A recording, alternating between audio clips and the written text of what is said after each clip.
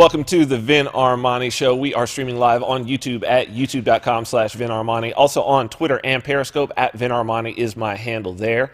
The Vin Armani Show is a proud member of the Activist Post podcast network, so you can both watch us live and listen to the podcast at activistpost.com. Well, it's 10 a.m. Monday morning. We've got a great show for you today. My guest is Professor Stephen Hicks. He is the author of two books that I recently discovered and really enjoyed, so I had to have him on. One is Nietzsche and the Nazis. The other is Explaining Postmodernism. Dr. Hicks is a professor of philosophy and is particularly interested in the history of philosophy. He's an objectivist philosopher. Very interesting books. As I said, after I read Explaining Postmodernism, I tweeted out that this book will actually make you smarter. And we pre-recorded the conversation. I will tell you, it's not nearly long enough. We're going to have to do more of these, but you will be smarter by the end of that conversation. That's in the second hour. In the first hour, I really would like to talk about crypto. Surprise, surprise, right? But some things that, some recent revelations that I have had, and something that I haven't really heard too many people talking about. So tune in. I think you're going to enjoy this one. To help us get through all of that today, as always, my good friend, co-host and producer, Mr. Christian Reyes. Christian. Vin, how you doing? I'm doing very good. Very well? Is it good? Well, I'm doing well. Let's just put it like that. I'm doing very well. Had a good week. Great. It's getting cold here. Yeah. You're wearing a jacket today. I had to bundle up, dude. I thought it was going to be really cold, but it's like not, that, dude. Yeah. We get like 2 weeks of nice weather in Vegas and then gone. All of a sudden, curtains. We're going to have to bring the heaters out. Yeah. Shit. Yeah, dude. So it's been an interesting week. Crypto, right? A lot of stuff happening in crypto. A lot of things happening in crypto. A lot of revelations. I've had some revelations myself this week. So as you know, I've had some projects that I started working on. Well, I mean, this has been an ongoing process for a couple of years, but I've had a few that I've talked with you about that I started working on at the beginning of the year, particularly with Bitcoin, some point of sale systems. And then the fees got crazy. I basically had to shelf those projects. Right. And so, then I was trying to figure out, okay, where's this going to go? I knew when the fees started to get high.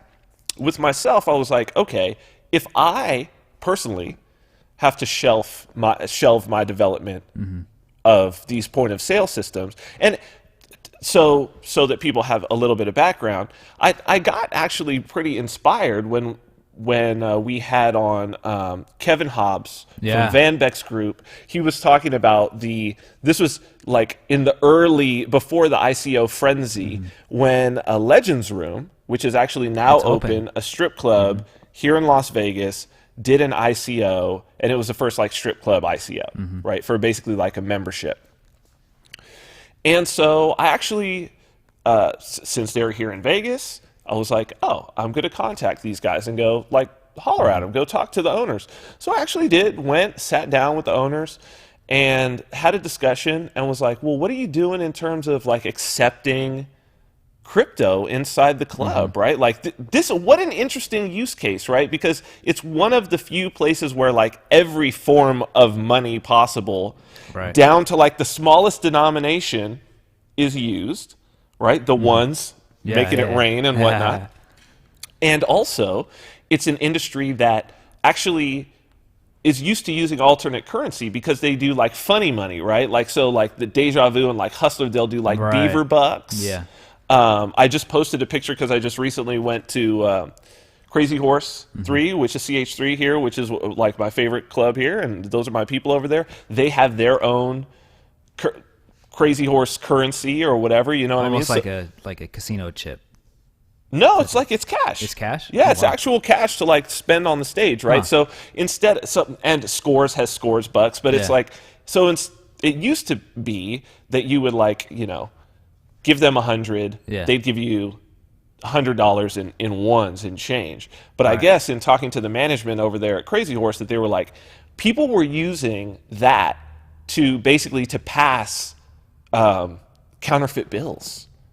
Like they'd go in on a real busy night and get like $500 in ones, then not spend the ones, then go and deposit the ones in the bank. And that's what they were using. So they were getting all kind of counterfeit bills, right? Crazy. So they just started doing funny money, basically.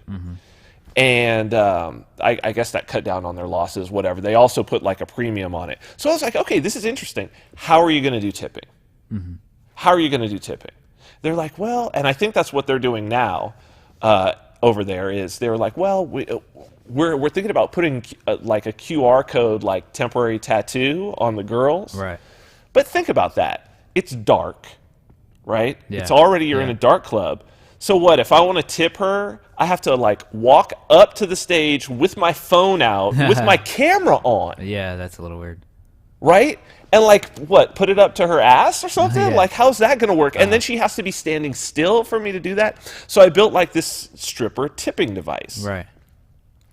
And so I built it as a system, and then I realized, oh, I could do a lot of different things with this. I mean, if they could pay at their seat a $1 tip, well, then they could pay for drinks, they could pay for a table dance, they could do all of this, and it does all the accounting, and it sends it to where it needs to be, whether it's to the bar, whether it's to the girl, whatever. It changes as each girl gets up on stage. It's dynamic, you know what I mean? And it's built, and it's an embedded little device. But then the fees got ridiculous. And it's like, well, if the fee for tipping $1 on Bitcoin is even 30 cents, this starts to get like unwieldy, right? Even at 30 cents. So that's something to consider. Now it's at like, I mean, I was just looking at it today, and it's like, It's probably more than $1. it's like $2.60 for a typical transaction. Crazy. Right? Which is like one input, two outputs. So the sender and the change. That's what most wallets do. Your Jax wallet will do that typically, right? Or you may have even more inputs. You may have 2 inputs. You may have 3 inputs, depending on how big it is. But for $1, it would generally be like 1 input, 2 outputs. On the Bitcoin network, that's going to cost you $4. Well, when it's busy. Right now, I was looking, it's like $2.60, something like That's that, to still do that. ridiculous. But yeah, $2.60 fee for a $1 transaction, and the fee goes to the miners. It's not even like the fee goes to the club or the fee goes to the girl. It's not even like there's any skimming or anything. It's just, you know what I mean? Yeah. So, you know, I was thinking, oh, well, maybe I can change it over to Litecoin. Maybe I could change it over to Ethereum. And I started looking and playing around. But, you know, at the same time, I was writing my book. Of course, we're doing the show. Yep. I've got other projects going on. I'm writing for counter markets. I've got just things in my life, travel, going to conferences, whatnot. So as I started looking at these things, I'm like, oh, man, I got to change out most of this back end with the way that I had it built at the time. Just to prototype it, right? Because the idea is you just want to, at first, you just want to prototype it with like one cryptocurrency, release early, release often, get it into a club, just play around with it, even if there's one device, and see how it works, and do it with that one currency, and then you add more later. Like, that's what you do. So I was just like, I'm going to basically have to start over from scratch. Shit.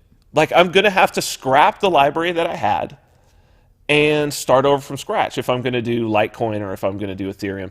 Because, you know, it's a wallet. It's like how the addresses are created, how the transactions are signed, how the blockchain is queried, how that comes back off the blockchain. Like, those things are different for all of the currencies. They're not so different, but then Bitcoin Cash comes along, you know, and the editor of Counter Markets, Jeff Paul, he's sold me on Bitcoin Cash. And I was like, okay, this is okay. So I went, looked at what it would take to switch the code over. It was like next to nothing. Seriously, dude, it was like Awesome. 5 hours worth of work. Oh, shit. Like one work day. Yeah. And the fees were like 0.3 of a cent. Not even a penny. So I was sending pennies. I was sending pennies back and forth to myself. Like, I could send 1 cent. That's fucking cool. And I was like, so then, especially as thinking like, one, this in 5 hours of work, I'm right back to where I was with this project. That's fucking sick, right? Yeah. Wow, saved my ass. It's like somebody coming along and just saving your ass. Two, the fees are even lower than on Litecoin or on Ethereum. That's a fucking win. Three, it's still Bitcoin. And Jax just added it, and we'll talk about that. Jax just added it. So I go onto my Twitter, right? I'm just happy about it. And by the way, the back-end library is already open source that I was using initially. It's Vitalik's old library. It's a Python library. It's called PyBitcoin Tools. I went ahead and forked it. If people go to my GitHub at Vin Armani, the one that works with Bitcoin Cash is up there now. Anybody can feel free to take it, right? The basic stuff that does everything. Creates addresses, creates transactions, queries the blockchain, builds transactions, signs transactions, sends them. All of that is working. So if people want that chunk of the library, I've just made public to everybody. So I go on. And I basically say, hey, I'm excited about Bitcoin again. Legitimate, because I'm excited about Bitcoin again. I had given up on Bitcoin.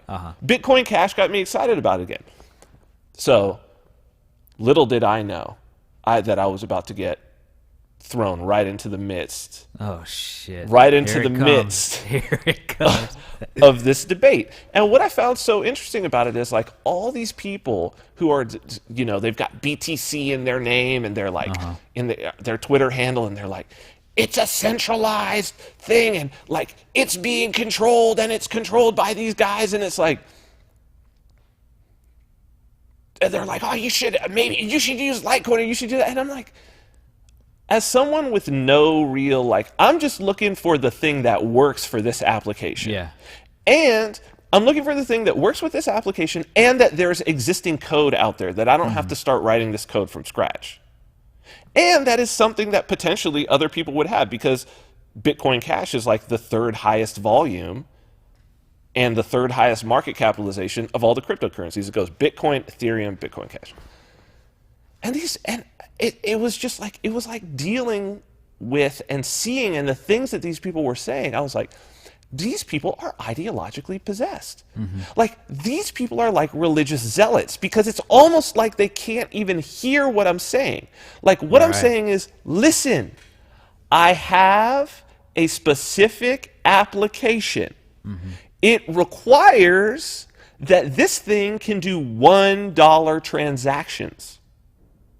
Therefore, like, I'm weighing it out with a metric. I look on all of the things of weighing the pros and cons. Here comes Bitcoin Cash, and they're like, it's a shit coin. And I'm like, how, if it's the one thing that works the best, like a shit coin compared to what?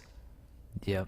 And what I realized is, these guys and girls, but it's mainly guys, I don't even know how many of them are even holding BTC, Bitcoin.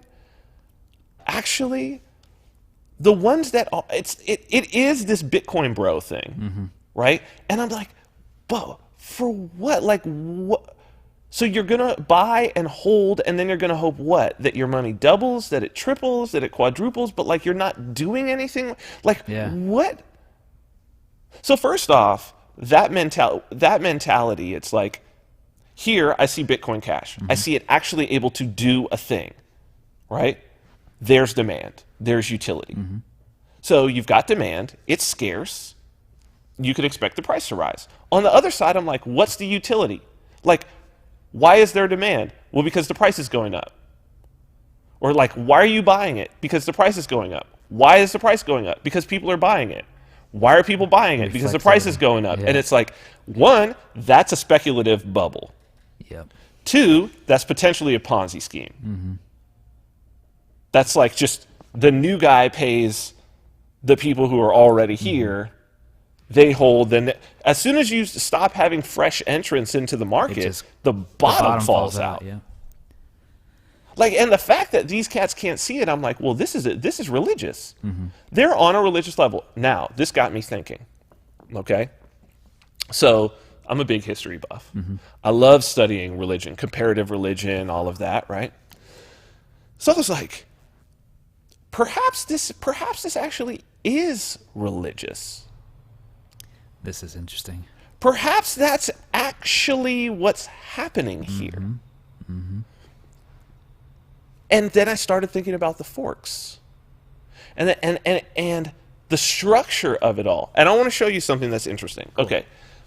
These are going to be out of order. I put them out of order. Do forks first, because I want to show this because I find it interesting. Okay. So this is what a diagram of a fork looks like. So you see you have this line along the bottom, that's the master branch. And then you see first you have a purple line that goes up. That's a feature branch, right? That's a branch of a fork. So this is kind of like what you find with cryptocurrency. So you have here, you've got this branch. So let's say that purple branch is Litecoin. And then you have these other branches that come out like this. Then you go down, maybe that green branch there is Bitcoin Cash. But this is software. This is how software forking in versioning works. So this is a diagram of what we can come to expect as we move forward predictably. Even if this was the Bitcoin, the master along there is Bitcoin. Now, what's interesting is, go to this schisms thing. Go to schisms. This is a diagram of Christianity throughout history. Interesting. It's exactly the same forking structure. So interesting thing, you see this first line, so you've got at the top, you see one line going, and then you see this first node, this first fork. It's this blue, it's a light blue fork, it's at the top. That is actually where John the Baptist and Jesus forked from each other. Because remember, they were together. Jesus was a follower of John the Baptist. Yeah. Then they forked. Jesus forms his own church. That top line that goes all the way from then to now, I didn't even know this until I started looking at this. It's called Mandeanism. Oh, shit. They are followers of the Church of John the Baptist, and they believe that Jesus Christ is a false prophet. Whoa. They're not Jews. They're not Muslims. They're followers of the religion established by John the Baptist, and they still exist. Mandeanists. Wow. They're still around. They believe Jesus is a false prophet. So then you've got the fork that goes down, and then you see this other fork that goes into like Gnosticism, Manichaeanism. This is from this dude Mani, who took some stuff from Jesus and whatnot, like took some of those things and moved it into like Persia. And then you go down, and that's still Jesus down there. And then it goes like, okay, then here are all of these Christian forks. They're all a bunch of forks. Wow. And it's on little things. Like the early forks are on a question of like, what is the nature of Jesus' relationship with God? Is he equal to God? Is he the Son of God? Was he a man? Was he part God? Was he all God? And they fork on all these different ideas. But you start to think about it, and this got me thinking where I was like, we look back and we're like, those are some stupid ass questions. Now, people were getting killed over this shit. When they would have these schisms, dude, some of those bottom schisms, dude, there was 100 years of war in Europe over that shit. Wow. The Protestant Reformation and the religious wars in Europe, what were those over? Those were over a question about like, when you have communion in the Eucharist, is this actually in substance the blood and body of Jesus Christ, or is it just symbolically, spiritually, the blood and body? Hundreds of years of war over that. But this is super, like, I started to think about it, and I was like, yeah, we look at that and we're like, that's ridiculous. No, go back to the beginning of this whole thing. Here they are, they're trying to establish a religion, right? And it's like, was this figure who's central to the religion, was he a god or was he a man? We're like, that's not really all that important. We would think that's not that important. No, dude, that's super important in terms of how the whole rest of the religion is going to shake out. Because if this dude's a man, then this is a religion about, this is an example of a person that everybody can live up to and be. Yeah. That's one religion. Right. If this dude's a god, then this is a religion of worship of something that you can never be. Right. Think about how the trajectory of those two, think about how different they are, and you start to understand, oh shit, this is why these schisms happen. Like, this is really a fight for the future of this idea. Like, which way does it go? That's exactly what I was thinking. Is this right here is the mapping of ideas and belief systems. Yes. Because there's not really all that. It's just a difference in the technology. It's just a difference in the time. But it's not a difference in the fundamental nature of the way that the energy flows. Yeah. Right? So it's like, cryptocurrency is an organizational system. It's an economic system, but fuck, so is Christianity. Yeah. Like, what was Jesus's crime? He went into the temple and he overturned the money changers' tables. He went against the banks of the time and the state. He went against the economic system of his time, saying, this is bullshit. It's not needed. What did Satoshi Nakamoto do by releasing the blockchain? He flipped over the tables. He flipped over the money changers' tables. Patterns. History repeats. And not only that, but it's like, this thing, why has it caught on? Why has it caught fire? Why is it moving at the speed that it's moving? Why is it grabbing people? Why? It has all of the pieces. It has the mysterious founder who vanishes, right? Right. The mysterious founder who... Oh, were we off of that? Yeah. Were we on that? Yeah, it has the mysterious founder who vanishes, right? Who's like... It's got is he a god? Is he not a god? Then it's got these other individuals who pick up. And it's got this possibility for these schisms, right? So here's what I see as the current schism. In order for this thing to move forward,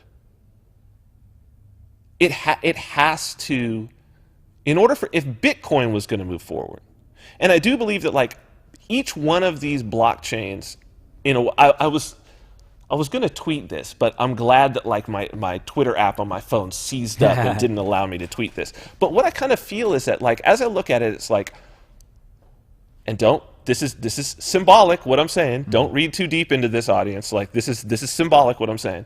It's almost like if you were going to compare it to sort of religions, it's almost like central banking is Judaism.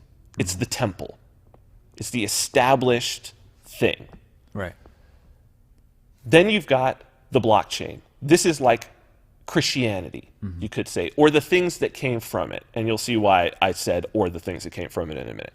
So you've got like BTC, the original blockchain, is something like Catholicism, right?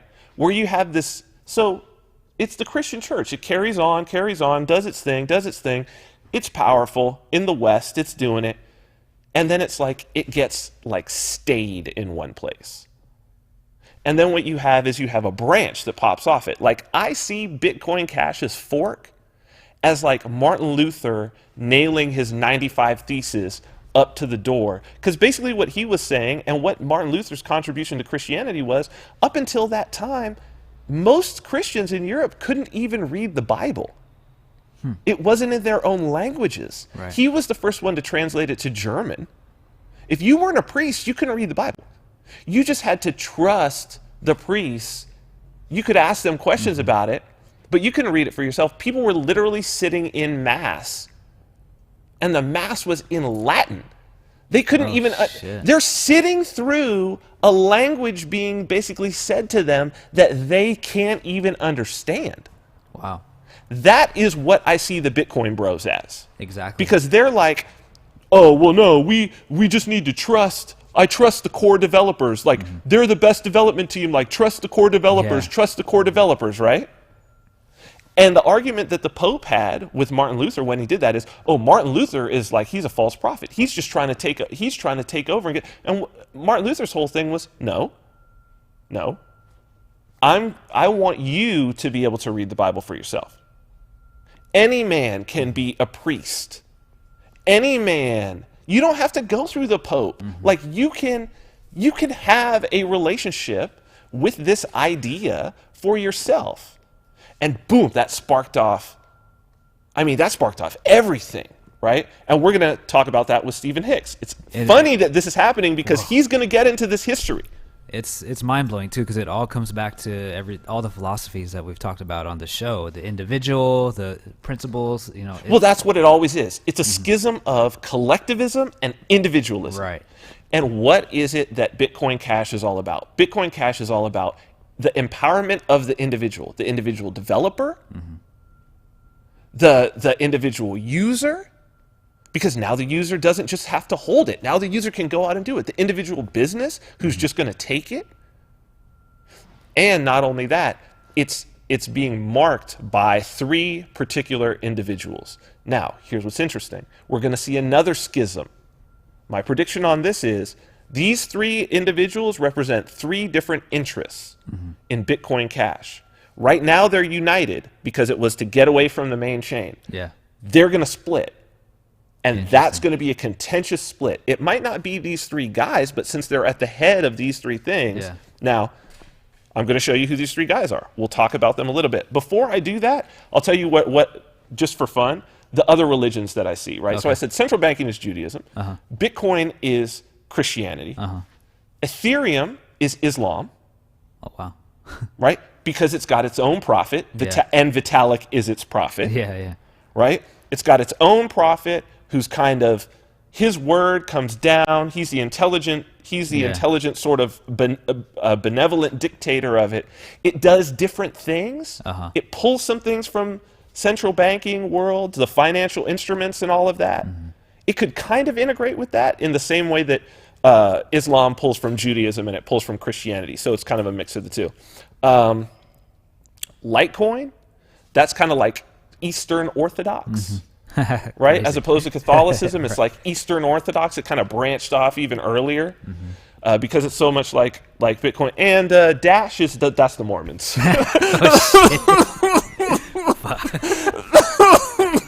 Nice. They kind of have their own little thing. You know what I'm saying? Man. So Bitcoin Cash, I believe, is. I don't believe Bitcoin is long for Bitcoin main chain. Look, the value may go up. The Catholic Church is still around, right? But the Catholic Church after the Protestant Reformation it's been a drain. You know what I mean? All of the best innovation, technology, governmental systems, scientific systems, all of this, the Catholic Church was keeping all that shit down. Protestantism pushed it forward. Innovation, right? And that's what I think Bitcoin Cash represents in terms of, we're talking symbolism, we're talking history repeating itself, we're talking energy here. So let's look at, so it's kind of like Protestant Reformation, if we're going to use that one, but this happened many times in history. You're looking at like Luther, Calvin, right? So you had like the Anabaptists, the Lutherans, the Calvinists, these things all like, those are the main 3. So let's look at these 3 players, and we'll talk about what the 3 interests are. Okay, here are the players. First, who we've had on the show, Roger Ver. Okay, Roger Ver.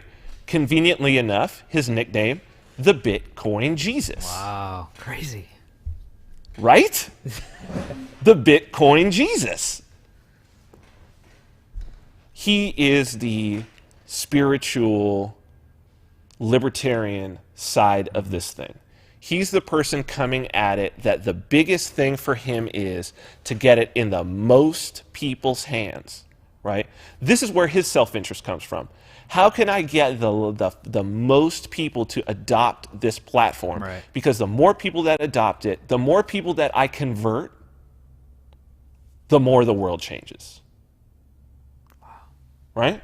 Man. Okay. So, again, if you don't know about for those people who are not all up on the scaling debate, go and check out our last show. At about 45 minutes, we broke it down, what this is all about. What we're talking about is Bitcoin Cash, which has big blocks. That's what they say. The biggest difference between the two, Bitcoin and Bitcoin Cash, Bitcoin is slow and expensive because it has a limited 1 meg size block. Mm-hmm. Bitcoin Cash is fast and cheap because it has big blocks, which means it can do more transactions, but which also means that in the future, the blockchain is going to get very big, very fast, which brings us to the second player, Dr. Craig Wright, who some believe is Satoshi Nakamoto, who actually came out, admitted to being Satoshi Nakamoto, sat down with two of the biggest guys who were there from the beginning, supposedly signed some transactions, and showed cryptographically that he basically proved to these two guys that he had the private keys from blocks 1 through 6, which everybody knows were mined by Satoshi. Wow. Showed that he had the keys, then came out. He was going to announce it and show it all publicly and demonstrate publicly, then came out and said, I'm not going to do it. I don't have the courage. I'm sorry. This would destroy my life. It would destroy my family. It would destroy everything. I'm not going to do it. Now, this turned him into a very polarizing figure. Some people saying, fake Satoshi. Other people saying, no, he's Satoshi. Now, he is a mathematician, economist, many, many patents, which is the important part of this. So, Craig Wright has been working hard on what technology it would take to be able to process these huge blocks. Interesting. So, the blocks get bigger. This dude patents. This dude has potential control over the technology, is potentially the next Bill Gates, even more so, of the new economy. In the process, however, to keep scaling and keep getting the blocks bigger and bigger and bigger, more and more people get to come online with this thing. So potentially, yes, goes to a one world currency, but the person who's in control of the technology is potentially Dr. Craig Wright. Now, 2 weeks from now, he's agreed to be on the show. Nice. We're going to get to talk about this, right? That's December 4th. We're going to talk about that. So, who do we have so far? The evangelist from the spiritual side, Roger Ver. Dr. Craig Wright, the brain. The brain. Now, the businessman, the X Factor, who also wants to see the blocks get big. Next guy, Jihan Wu. Now, he's the co-founder of Bitmain, which is the biggest mining.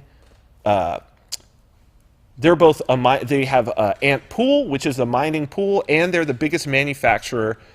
Antminer is the device that they've come up with. He's from China. He lives in China. They have about 16% of the overall hash power across all the blockchains. Wow. They mine everything. They mine BTC, Bitcoin Cash. So here's a guy, creates the technology, has a huge facility in China. The electricity for their facility is $39,000 a month for electricity, and it's doing nothing but mining. Wow, that's crazy. Right? And so that's scaled back as far as it can be. Yeah. They're making a ton of money. Why does he want the blocks to get big? Because potentially, since he's a manufacturer, he can make himself the only one who can mine them. He already makes the best gear. He doesn't have to sell it. He can dog food it. He can make the best gear, develop the best gear, not let it get to market, and just mine it. Wow. So he wants the blocks to be big. So here is the potential three-way schism to come in the future, right? And how does that play out, and which fork do you go to? We'll have to see. we'll have to see where this very breaks, interesting. right? We'll have to see what each of these three guys is going to do. But then there will be more and more. Now, what I'm realizing as I look at this whole thing is that I'm like, what we're looking at is actually, it's funny that like, this is the manifestation of how a stateless society can work. Because there's billions of dollars at stake. And yet, there's no state involved in terms of saying which fork can happen, which fork can't happen. People are voting with their actual like usage. They're just voting with their dollar. Yeah. Nobody's forcing you. No. You choose. And what I see in the future is like, this is the opportunity to be able to compete ideologically without the state. You like this guy's code, you go with that code, and code is law. Choose your law. Choose your law. This community uses Dash. This community uses Ethereum. This community uses Bitcoin Cash. If you want to participate in that, you have to participate in this way. And that may mean a ton of things about how you have to organize your life. Man.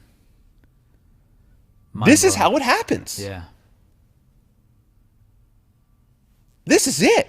Like, this is not just some app on your phone. This is it. Like, this is the next thing. This is the next organizational structure. And it has all of the pieces. And it's catching fire in that way. Now, the question is going to be, and this is, I made this prediction in my Twitter this week. Who is going to be, I believe that these Bitcoin bros, when the bottom starts to fall out of this whole thing, their last straw is going to be these hodlers. Their last straw is going to be to ask the state, to ask the government to regulate everything, but they'll be willing to give up. They'll be willing to be taxed, right? I'll give up 10% to not lose 50%. Yeah. Because that's all they're about is the money. All they're about is protecting their investment as they see it. They're going to ask the government, oh, dude, all these, it's going to be sad. It's going to be sad. The core developers are going to be savaged by governments. But all these, all the broery that's out there on YouTube of these guys who are out there just talking nonstop and telling people, Bitcoin to the moon, Bitcoin to 20K, they're going to be savaged. They're going to be under investigation. There's going to be all this shit. And it's going to be demanded by these people who are salty about losing all this money. They're going to be sued left and right. That's what's going to bring the government. It's so ironic, but you can totally see it. Absolutely. Because the collectivists always go that way. And that's what it is. It's collectivism versus individualism. The way to go on this, man, is going to be individualism every single time. Every single time, go with the individual. It's going to be a really very, very, very interesting, I would say, next 2 to 3 years. Yeah. Yeah, we're moving into some really, really interesting times. So, Bitcoin Cash, I'm sold on it. Right? I'm completely sold. The reason that I'm sold is because I actually converted this project. I mean, not based on some nebulous, not something I heard on YouTube, not nothing. It's like I had an actual project. You had an experience. I had an actual experience. Yeah. I'm moving transactions off of my thing. I'm comparing it to other ones in terms of development time, in terms of all of this. I had a personal experience, and I'm like, this one won. I'm not the only developer out there. If I shelved projects, how many other projects do you think were being worked on at the same time as mine? There's tons, yeah. Dude, and 1 or 2 of those projects might be the thing that tips this whole fucking thing. Everything. It doesn't take many killer apps, dude. And when you open the floodgates like this, so the floodgates are being opened. Let's talk about where we're at. This is news number 1. This is the 95 thesis right here. Bitcoin Cash. I am convinced. This is not about speculation. This is not about the price going up. As a matter of fact, the price is sitting at 1,200. I hope it stays at 1,200 right now, because the fees are pretty much as low as they can get based on the software, which is 1 Satoshi, which I said this wrong on a previous edition of the show. A Satoshi is 100 millionth of a Bitcoin. So that's 8 decimal places back, so 0.0008 of those.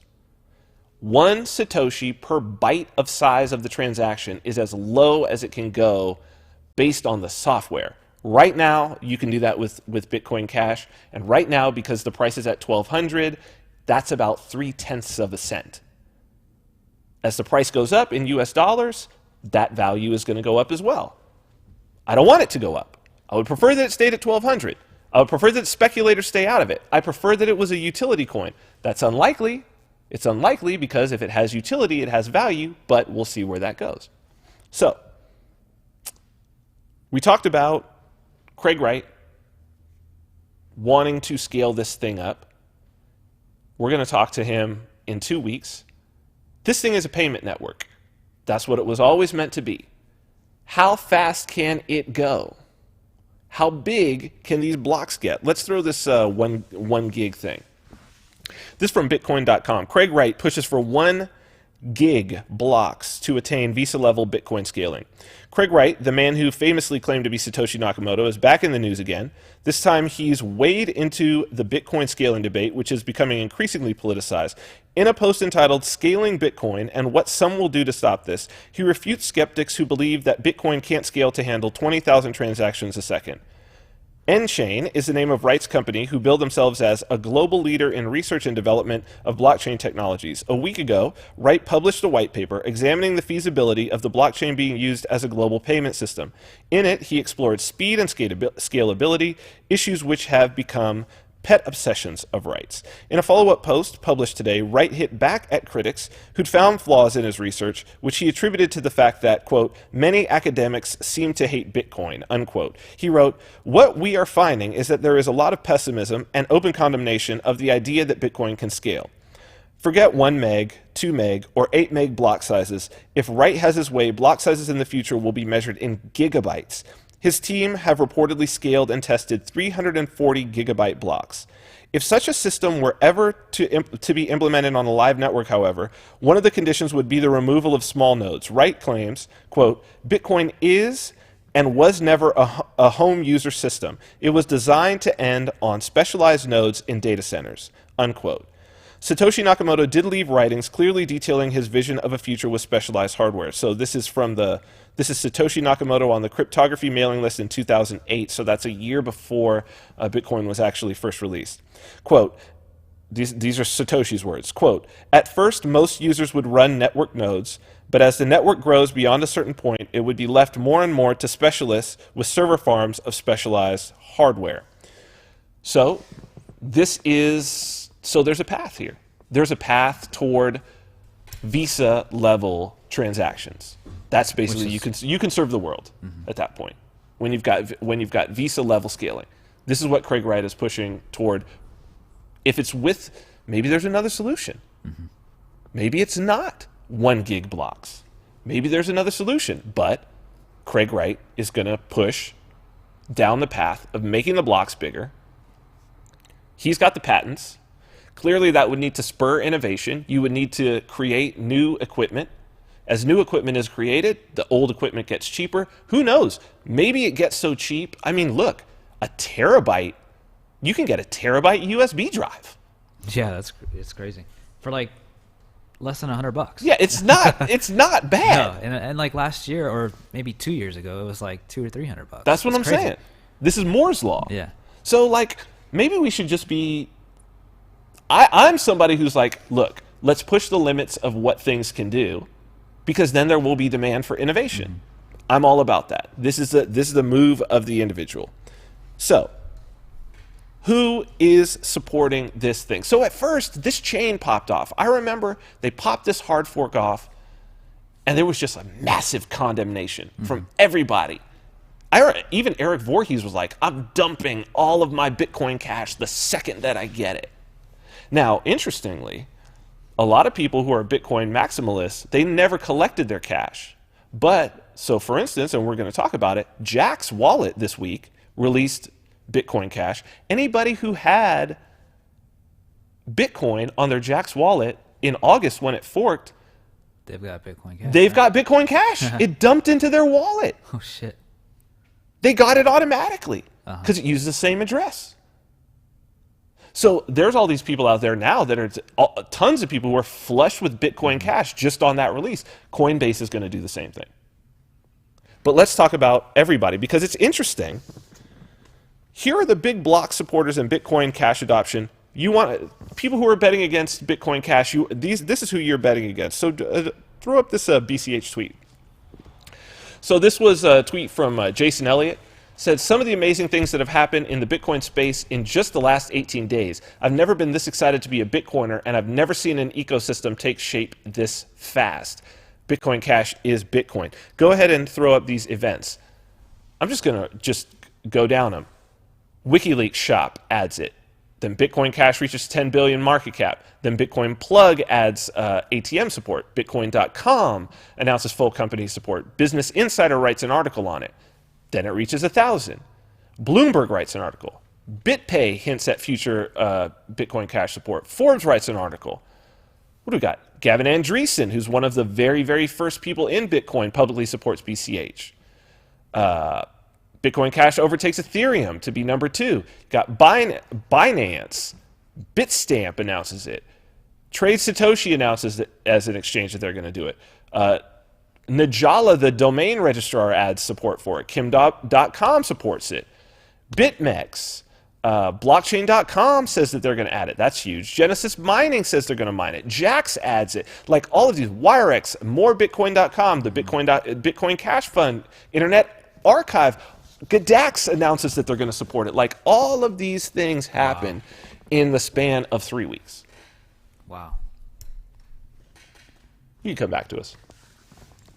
It's moving so fast. And this is the thing that when we go back and we think about this whole schism situation with Christianity. So what you were looking at there was a map that went over the course of basically 1700 years. Why did it take so long? Well, because it took a long time for people to communicate with each other. Yeah. Now it's not going to take that long. No, it's going to take a couple years. And it's going to very, very quickly go through all of the options. It's going to fork. We're going to see this. Some are going to fail. Some are going to work. Some are going to fail. Some are going to work. But what I'm seeing is part of why Bitcoin is going to win. And this is what's interesting, right? So it's forks. You need bet on the one, bet on the thing that's forking the most. Why? Because forks are mutations. They're adaptations, right? You want something that's going to, just like in nature, you have a fork. That's a mutation. You get 2 species. Now these 2 species compete. You want to bet on the thing that keeps forking till it gets it right. That means there's a lot of activity, a lot of eyes. Right. And you want contentious forks. Like you want to hit the wall where you're like, okay, I want it to be 50-50 split of everybody, all the developers, the users, the miners. Let's do 50-50. Let's see which one wins and which one doesn't. Boom. And then let's fork from that one again. Like, let's go through and try to solve all these problems. Why is Dash not going to win? No forks. Too centralized. Ethereum forks, but Ethereum has forked only to roll back the chain. And then some people are like, that was bullshit. You can't do that. You can't just roll it back. We're the originals. That's kind of like how Mormonism did. Right, yeah. With the polygamy, right? The whole thing with Mormonism and polygamy was kind of like, hey, you can't just roll back the chain. Having multiple wives is a whole part of this religion. It's been a part of this religion from the beginning. You can't just all of a sudden say, oh, we're a religion of monogamy now.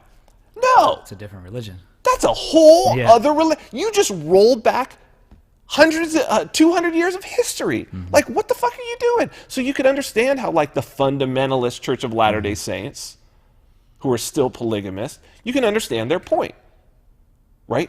It's a fork. It's a fork. Now, the monogamous one, because they were able to get control of the state and connect it to the U.S., is obviously way more powerful. They've got the means of the state behind them. But it's when you start to look at it that way, it's like, wow, take the one that forks. This is why I'm back in the realm of Bitcoin now. I'm back excited about Bitcoin because I see it for what it really is. I see it differently. And that I think that's what Satoshi Nakamoto's vision is. And it's also why it's important that the founder, or whatever the founding principle, the Jesus Christ-like figure, it's important that that figure stops talking at a certain point. Like, releases it out and either dies, something happens, vanishes. I mean, isn't that what Jesus did? He vanished. They rolled back the rock on the tomb, and Jesus was gone. What did Satoshi do? He vanished. He vanished. Creates this element of mystery behind it, like.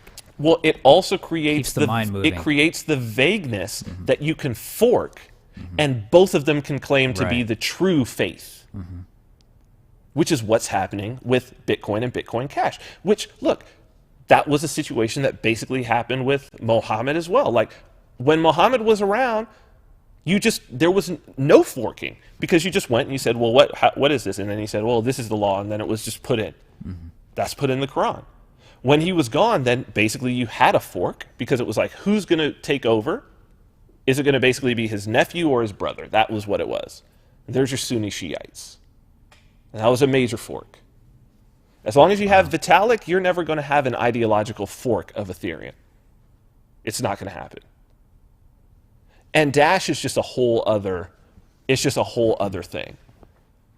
Right? They've got their own internal governance that's a lot more centralized. Now, will you have an upstart come along? I'm looking at it, and I'm like, probably not. I think we're too far down this road. I think it's going to be a fork of something and who knows, like, Ethereum may roar back at a certain point, but right now, as we're getting the currency part of this thing figured out, the actual spending of money, it's fucking Bitcoin. It's Bitcoin. So, let's look at this Jaxx story. This is so important. Jaxx is my favorite wallet. Their fee calculation is shit. It's really bad.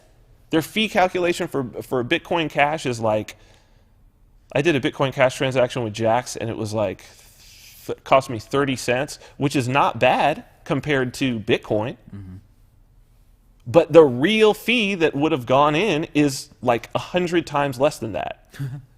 Like 0.3 of a cent. So that's not good. No. They got to figure that shit out.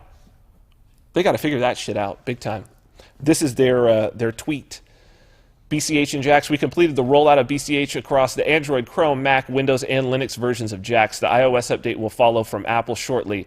If you need some guidance on how to claim your BCH, visit our knowledge base article here. Why is this so important? Why is Jaxx so important, Christian?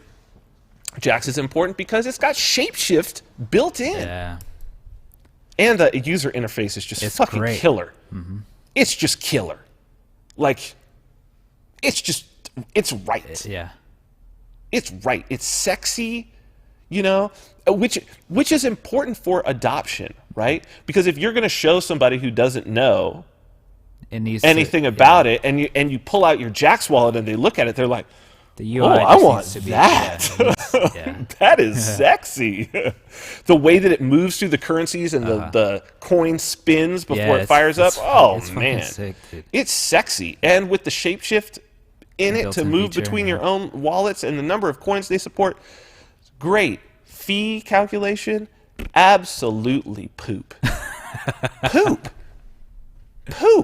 I mean, if they could at least give you, like, and they give you an option of, like, pick 3, like, fast, medium, or cheap whatever, it didn't change it.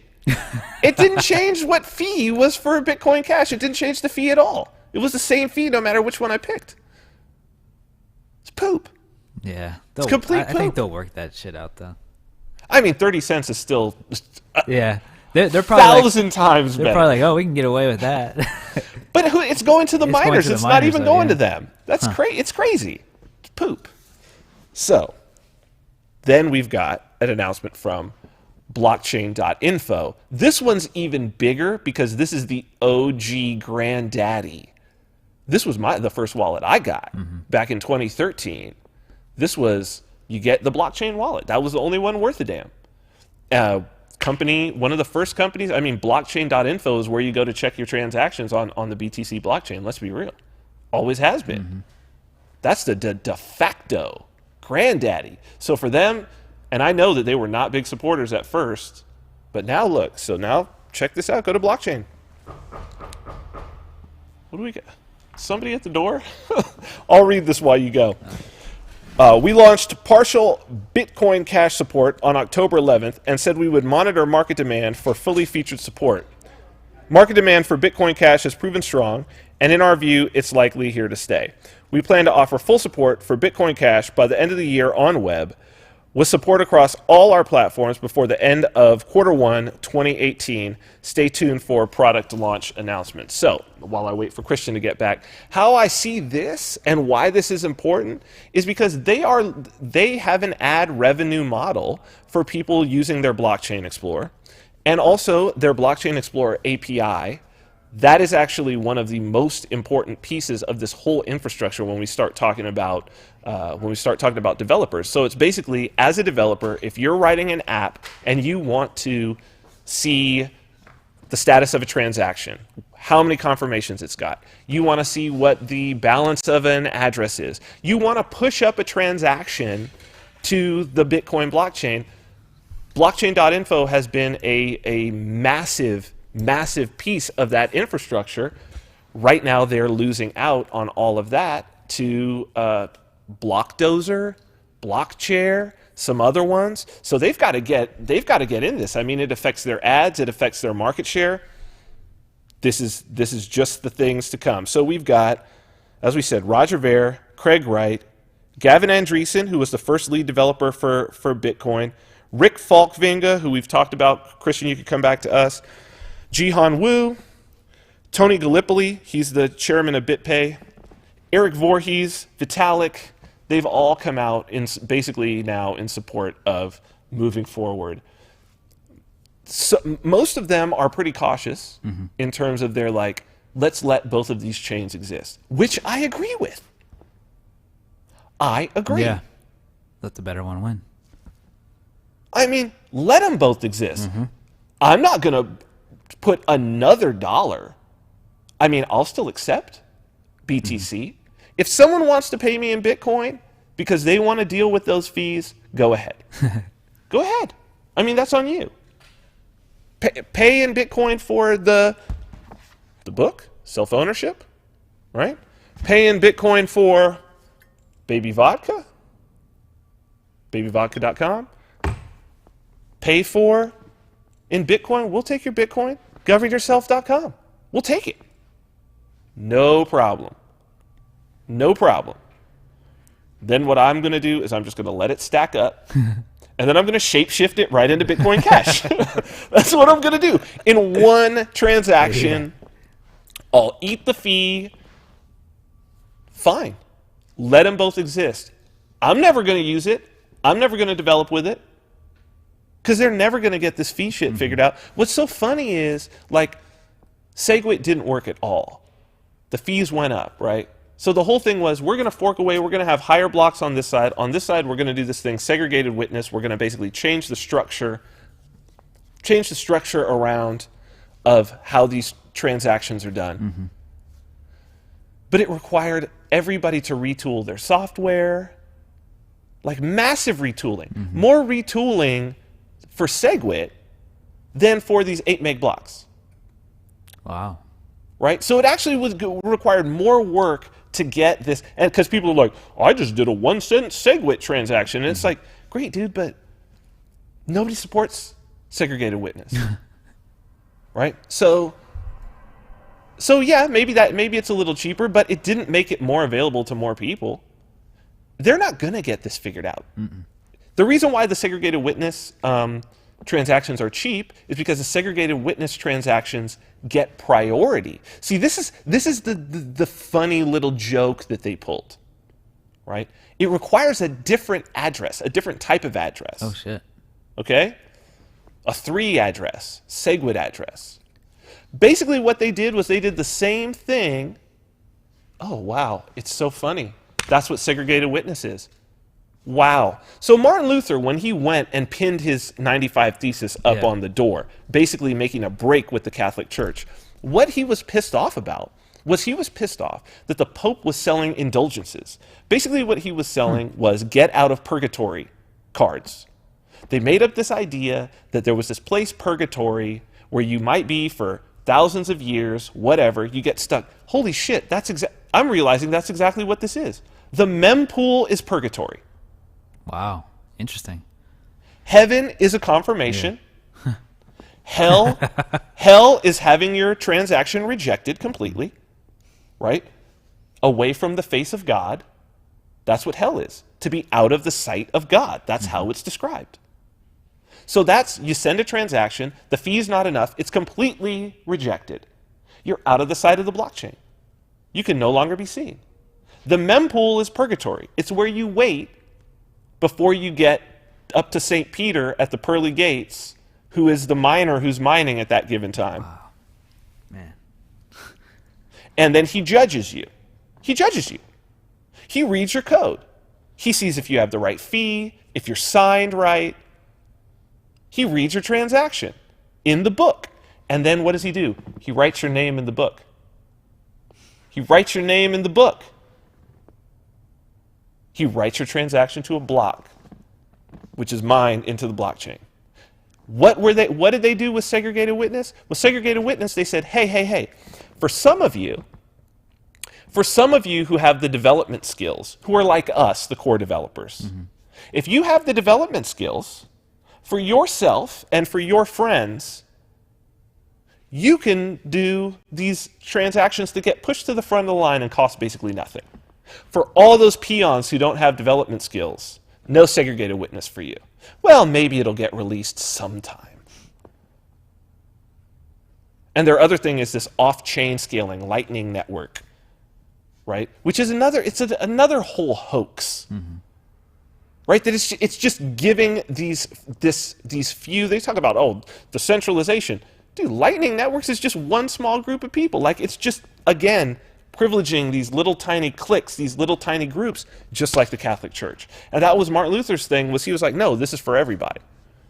It's so funny the way that we can't escape this shit. No.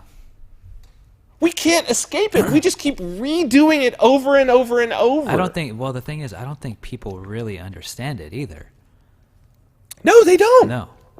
Like, they can't see themselves it was repeating just broken down right now. It's literally the same. It's like all you've done is you've just changed such a shallow level. But the deep idea underneath is the same. It's just what individual paints you're painting with. But the painting that you're painting is the same. Here's why people don't realize it. It's the same, okay, because as above, so below, right? It doesn't matter how many mistakes a parent has made in their life. Like, as a little kid.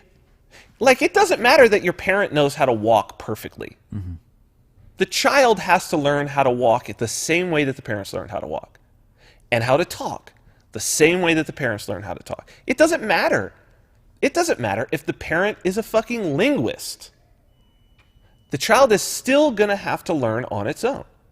It doesn't matter if the parent is a fucking gigolo. The son is still going to have to learn how to be good with women on his own, or not. Right. Is still going to have to go through the pain and embarrassment of adolescence. Is still going to have to learn all those moral lessons, or not. Yeah, Because the bridge between the knowledge and the wisdom is the experience. Is the experience. All you get, maybe, if you're lucky. So what I'm saying is, since it happens on an individual level, of course it happens on you bring more people together, it just happens on a communal level now. You can't, the things that govern the individual are going to govern the group. Like it's a group of individuals. That's how it fucking works. It's just going to be on this more abstracted out scale. You get what I'm saying? Right. So this is what you get if you're lucky. If you're super, super lucky, and if you pay attention, every once in a while some prophets will come along who will be like, we've been here. We've been here. Sometimes they'll know the history. Sometimes they'll just feel it. Right? And they'll be like, maybe not making the best move right here. Maybe not. Let's go in this direction. And if you decide not to go in that direction, your fucking society crumbles. And then you're like, fuck it, we should have listened. It's just like telling a kid, don't put your hand near the stove. Don't put your hand near the stove. Don't put your hand near the stove. That's a prophet. The kid's like, fuck you. That's like, don't make your network slow and expensive. Don't make your network slow and expensive. Don't make your network slow and expensive. The value of my Bitcoin. Oh, yeah, slow and expensive networks can't beat fast, cheap networks. Won't make that mistake again. Yep. We've seen it in social media too. MySpace and Facebook. Dude, of course. And we're about to see it again. Facebook is hurting themselves. Yeah. People are going to fall off of Facebook, man. I think Twitter will stick. Here, look at what did Twitter just do? They went to 280 characters. That's a whole new Twitter. Yeah. That's a whole new Twitter. Changed the game. They've been constantly upgrading and changing what they do. Now, they've got some political issues. But for the most part, they're a lot more lenient than Facebook. I mean, they're straight up triple X porn on Twitter with no filter. Oh, shit. In your face. Non-stop porn. I saw a tweet the other day talking about censorship, and the guy was like, it was crazy, like 3 years ago, I got on Twitter and I was shooting crack or cooking crack or some shit like that. And he's like, people are getting, I forget what it was. It was funny. I have it here. I had to screenshot it. It was fucking hilarious. Dude, I had so much for today, but I feel like we went deep, man. Yeah, that was deep, man. That was good stuff. What you got it? It's at Bravo Cole. Okay. He says, you could do anything on 2007 to 2012 Twitter. I showed people how to cook crack in a microwave and nothing happened. Now I can't even call a fat bitch fat. Dude, well, look, this is going to be, we first have to have the money. We first have to have the economy, right? If we want to get away from the censorship, first we have to have the censorship resistant economy so that we can add in some economic incentive and people can get paid. Yeah. Now I had a thing on in-browser cryptocurrency mining. This is huge. This is something we're going to talk about. I'm going to save it for next week because it's still going to be relevant. It's pretty evergreen. It's coming along, even though the big stories were this week and I found them very interesting. We're going to save that for next week. We're going to go to break now. We'll come back with Stephen Hicks, our guest, which you're going to be blown away. This is a pre-recorded interview. I recorded it 2 days ago because of his schedule. You're going to be blown away at how much this all ties in. He's going to go into some of this history. Crazy. Mind-blowing. Yeah. And this interview's been scheduled for a month and a half. I don't know how that happens on this show. No. It's so weird, dude, but it happens all the time. Let's go to break and we'll be back. The spirit of art. The spirit of technology. The spirit of individuality. Baby vodka. An ultra-premium spirit conceived by Vin Armani. Handcrafted and distilled in Las Vegas by master distiller George Rotz.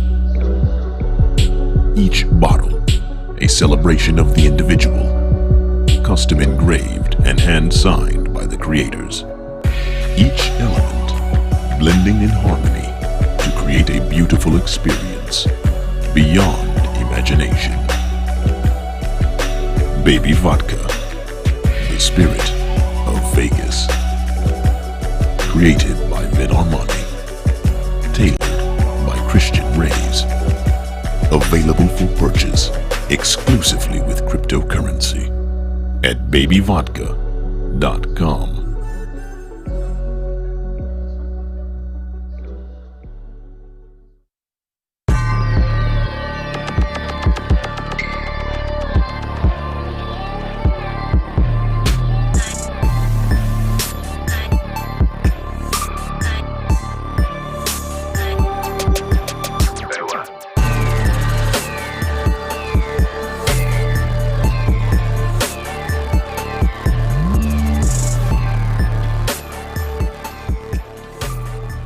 Welcome back to the Vin Armani Show. We are streaming live on YouTube at youtube.com/Vin Armani, also on Twitter and Periscope at Vin Armani is my handle there.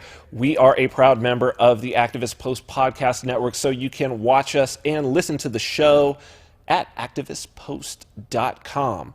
So before we get to our guests, I want to talk to you a little bit about countermarkets. Countermarkets.com, trends and strategies for maximum freedom. Coincidentally, my article for this next coming up, December, for our December issue, is about the story that we didn't get to today, but we will get to next week. Cryptocurrency mining in the browser, particularly Monero. Ooh, Monero. Because of this thing, Monero could be where it's at. But this is one of the most interesting stories, and perhaps the next big thing in crypto and the next big move you could jump into right now to make some dough, some serious dough, and to be really at the forefront. That's what we do. That's what the newsletter's about. Countermarkets.com. You can get your first issue for free. The idea is this. We are all agorists, gray marketeers. We're technology buffs. We're liberty-minded folks. For us, we want to be able to live free and to build wealth while we're doing it. Getting rich, not too bad.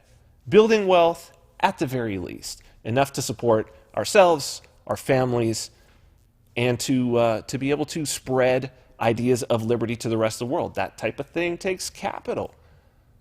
And these are the ideas that we ourselves use, believe in, and we share them with you. And you get a huge discount if you pay for the newsletter with cryptocurrency. We've talked about a ton of, our forecasts on crypto have been right on. We started 9 months ago. They've been spot on. Anybody who's followed them has made a ton of money. I've talked about the legalities of crypto trading, being a money service business, done articles on Bitcoin ATMs, talked about IPFS, like it's all over the place. Things like co-living even. Get your lifestyle right. 3D printing, all of it. Countermarkets.com. Check it out. Get your first issue for free, and then a huge discount if you pay with cryptocurrency. So, without further ado, this is a pre-recorded interview, but it's just from 2 days ago. I think you're going to see that this thing ties in perfectly. I wasn't even expecting this to happen, but wow. Great interview. The audio I had to clean up a little bit. I'm just going to warn you, but stick through it because the content is amazing. So, Christian, if you will. My guest today is Dr. Stephen Hicks. Stephen Hicks is a professor of philosophy at Rockford University, where he is also executive director of the Center for Ethics and Entrepreneurship.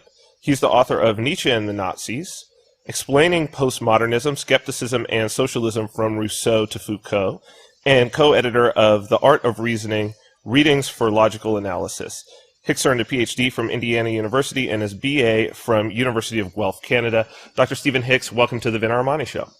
Thanks, Vin. Pleasure to be here. I'm very excited to be able to talk with you today. We're going to have a discussion about postmodernism. Your book explaining postmodernism is one of those that is of a handful of books that when I was finished with it, I legitimately felt smarter. And I know that you can't raise IQ, but what happened was that my entire perspective of the world that I was seeing, the political landscape, the cultural landscape, the social landscape, I felt like almost like I had a fresh new set of eyes. So I thank you for that. I think it's a wonderful gift that we could possibly give to the audience to walk them through some of these concepts. So we had Jordan Peterson on the show, who I know that you've spoken to, and I think that was the first time on the show that postmodernism was mentioned. The term postmodernism was mentioned. Before we get into that, though, history of philosophy. My undergraduate studies I was a philosophy major, and I know that history of philosophy, one of the most difficult things to tackle, requires a very clear thinker. You've done it very well in definitely 2 books, and certainly explaining postmodernism. It's really excellent. What made you decide, first off, to pursue philosophy? When did that hit you as a passion? And then what made you decide to take on the task of pulling apart these previous thinkers and then stitching them back together as a coherent whole? Okay, so that's a personal biography question, or autobiography. Well, I've always been a reader, right, as a kid. Both my parents read a lot of fiction and were not intellectual, but intelligent people interested in all sorts of ideas and issues and so on. And so I know that rubbed off on me. There was always books around the house, and so I read all over the place. When I went to university, I had no conception of what philosophy was. I actually was planning to be a civil engineer and architecture, and to go into business with my dad, who was a real estate developer. But when I was at university, I started reading just more broadly. I wanted to know what the great books were in literature, history, politics, right, and so on. So I took a smattering of courses. I actually hated my very first philosophy course, and remember walking out of the final exam swearing that I would never take another philosophy course in my life. So there's a small irony there. But a couple of things that happened right more or less simultaneously in my second semester. One was I took a course from Professor Frederick Vaughan. He was in the political science department, but he was actually teaching a course in political philosophy. So he was having us read Machiavelli, Locke, Hobbes, Rousseau, and sort of all of the big names in the history of political philosophy. And he was also a very dynamic, open-minded lecturer. So he put on a good show and could really make the issues compelling, right, to what was then an 18-year-old kid. So he was a big influence, right, in the classroom, in combination with those political philosophers I was reading. And I found, I'm interested in politics, but I found that what was really appealing to me was the underlying conceptions of human nature, their assumptions about knowledge and values, and I was starting to realize that those philosophical issues, I was then conceptualizing what philosophy was about, were things that I was very interested in. At the same time, in my first year, I was reading Ayn Rand, and I had started with her fiction, very powerful philosophical fiction, and I enjoyed them as novels. And as I finished reading through her fiction works, I then turned to her nonfiction works, and it was from her kind of passionate argument about the importance of philosophy that I started also to conceptualize what philosophy was about and why it wasn't merely an abstract set of issues disconnected from the world, although it, of course, could be that, but that how one answered those philosophical issues did, in fact, have major impacts on culture, philosophy, and politics. And then from her introduction, I went on to read, also in my first year, a lot of Ludwig von Mises, and from him on to Friedrich Hayek. So I learned a lot about economics, but again, what I found was that it was not so much the economics per se, but the underlying philosophical assumptions. And to their credit, Mises and Hayek were very philosophical economists and attuned to the importance of those philosophical issues. So on the basis of that, by the end of my first year, I had a conceptualization about what philosophy was, and I was in love with the discipline right at that point. So in my second year, I came back as a philosophy major. So that's how I began. So, you've ran through several names that viewers of this show will see that you're certainly philosophically aligned in terms of your interests and your foundation with a lot of the views of the individuals that we've had on the show, my own views as well. Perhaps that's why your work has resonated.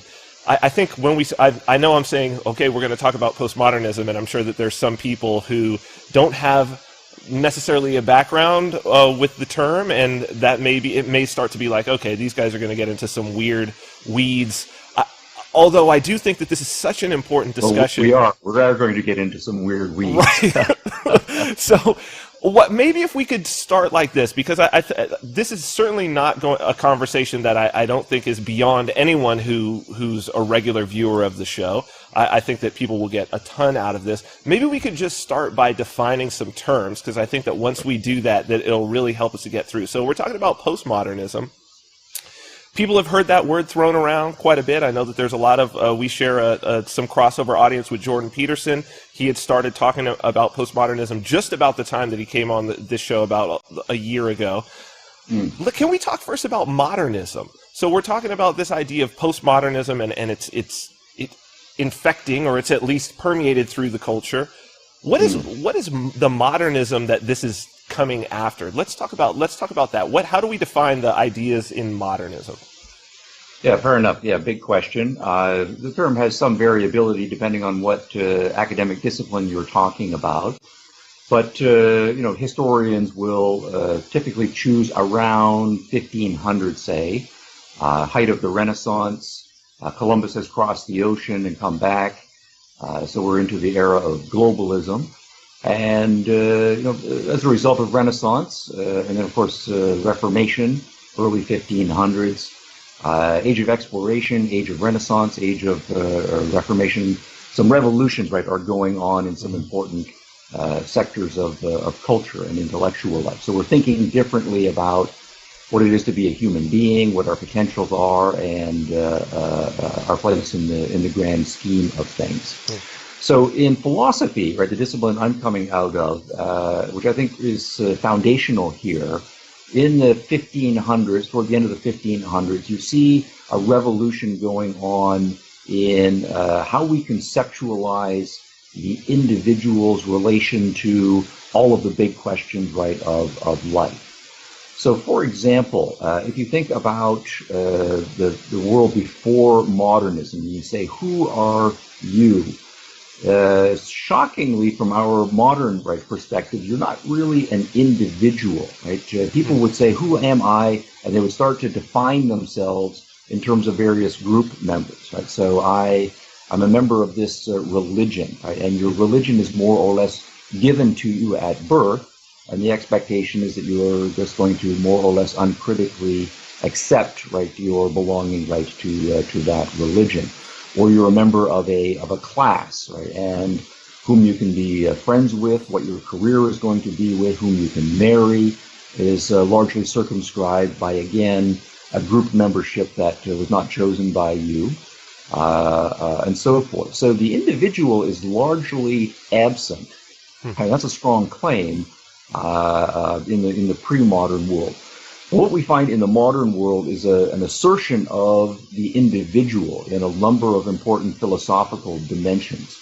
So, for example, in the Renaissance, if you start to have figures, the Titanic figures, right, like Michelangelo, right, and Leonardo da Vinci, one of the things that's important about them is not only their individual artistic style, but their capacity, right, to put themselves out there. Right, the fact that they may have been artists, right, and not from the highest castes, right, or born into wealthy families, but they are going to assert their vision, and they're going to push back, right, against very powerful political and religious figures and fight for their own status in the world and the dignity of the artist and so on. So that cultivation of the unique individual, we have this phrase, the Renaissance man, and the idea of being a Renaissance man is that you're born with a certain amount of potential, and with effort and with a certain amount of passion and dedication, you can become accomplished, right, as an individual and become a unique, special individual who is knowledgeable about science, about religion, about philosophy, art, and so on. And this is kind of a human birthright that we should expect, right, humans to aspire to. And that has implications then for all sorts of aspects of human culture. Now, a little bit later, if we think about from a strictly philosophical perspective, most modern philosophy is dated to the formative figures of Francis Bacon. Mm-hmm. I always like to give him a slight head over René Descartes, who's the more commonly named individual here. Bacon is often cited as the head of the kind of the modern empiricist school, and Descartes as the head of the modern rationalist school. But if you think about both of them, right, what's striking about both of them is their insistence upon individuals taking ownership of their own minds, right, and questioning everything, not letting any assumptions, right, from previous philosophers, from previous intellectuals, from previous authoritative institutions like the church, right, or the nobility or the aristocracy, that everything should be put to the test of reason, right, empirically grounded reason in the case of Bacon, or a more rationalistic appeal to various a priori principles in the case of Descartes. So, for example, Descartes is in some ways more explicit right about this, and everybody reads Descartes' Meditations when they take a survey course in philosophy, right, or they plunge into the big names in the history of philosophy. And one of the striking things about his Meditations, of course, is that it's written in the first person, right? So he's starting with the I, mm-hmm. and he's talking about his personal intellectual odyssey, that he, right, is going to set aside all of the beliefs that have been handed down to him by previous philosophy, by the church. He's even going to question the existence of God, right, and set aside his basic belief in the existence of God, unless this belief in the existence of God can satisfy the criteria of reason. So he, with his famous method of doubt, is going to say, I can imagine all kinds of ways in which traditional beliefs might be faulty. And so I'm going to put each of them, not each of them in serial form, but each of them in terms of the categories of belief and justification is traditionally offered for them, right, in advance until I can verify for myself that they are well grounded, and on the basis of that, then I very carefully will build up my own belief system, and I may or may not come to believe in the existence of God or the external world. He ends up trying to come up with positive answers to both of those, but just that fact that he is an individual is going to set himself up in his own rational judgment as the arbiter. That's a very modern move, and so there's great credit to him for being one of the founders of modern philosophy. So if you want to say what's modern, right, there's this sense that the individual matters, that humans have this potential, that they can become Renaissance men. Of course, then we extend that to Renaissance women.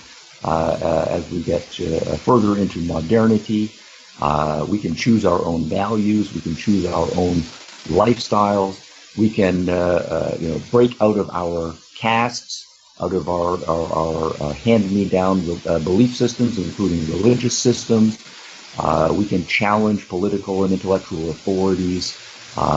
We can make up our own minds and so forth. So this is very modern.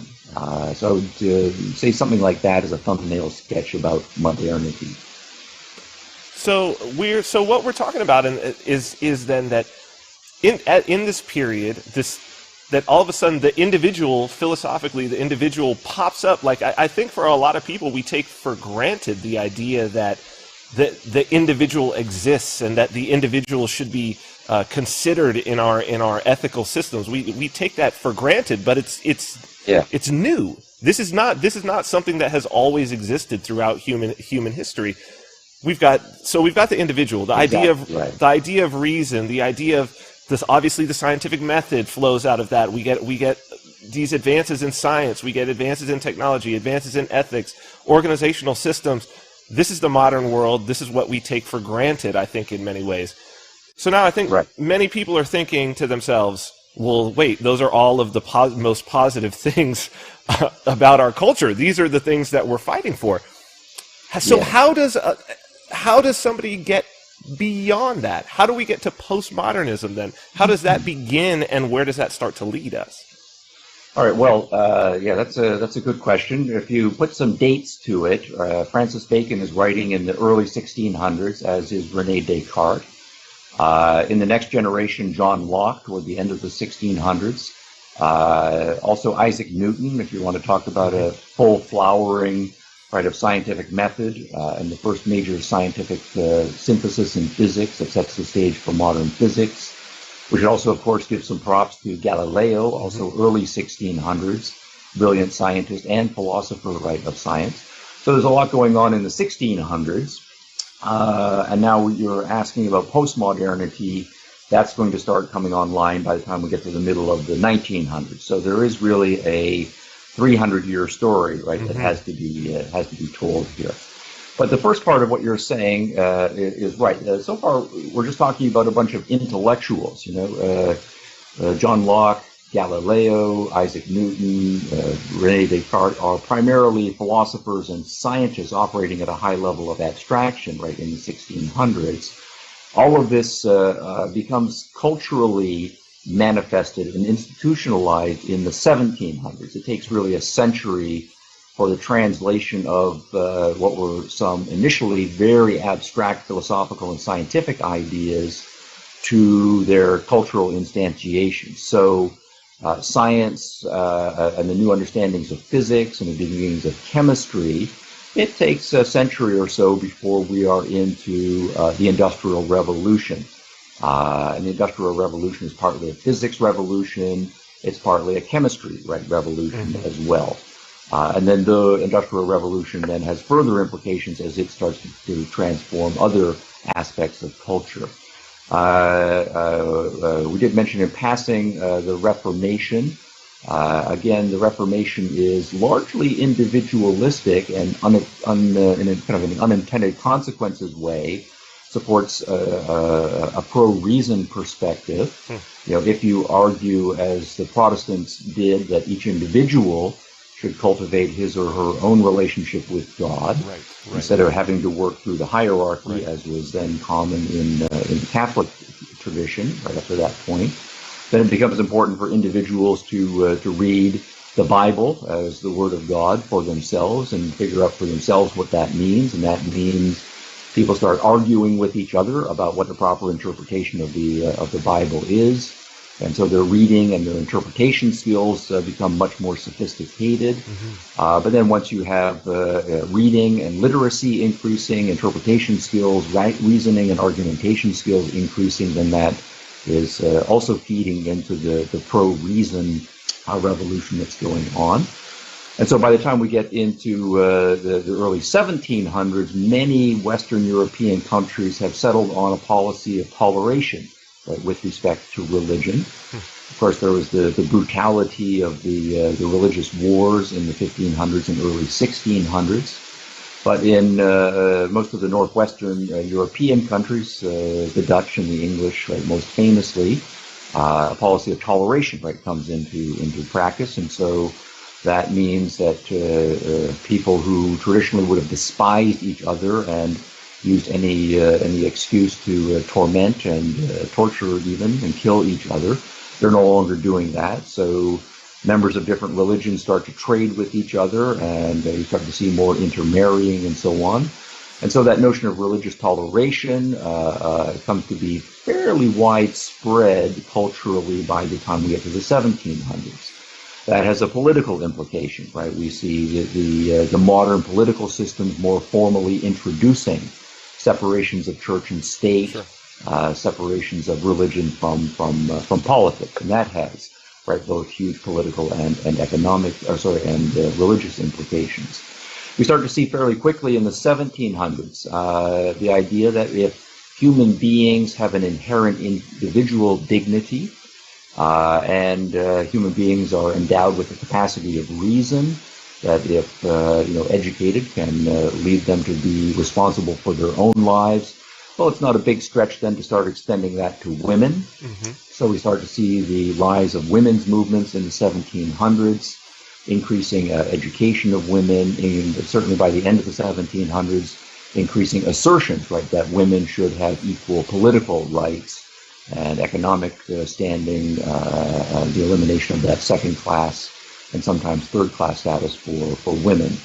The same thing, it's also not a huge stretch, and we start to see this in the 1700s, see that people who are of other ethnicities and people who are of other races, they're also human beings.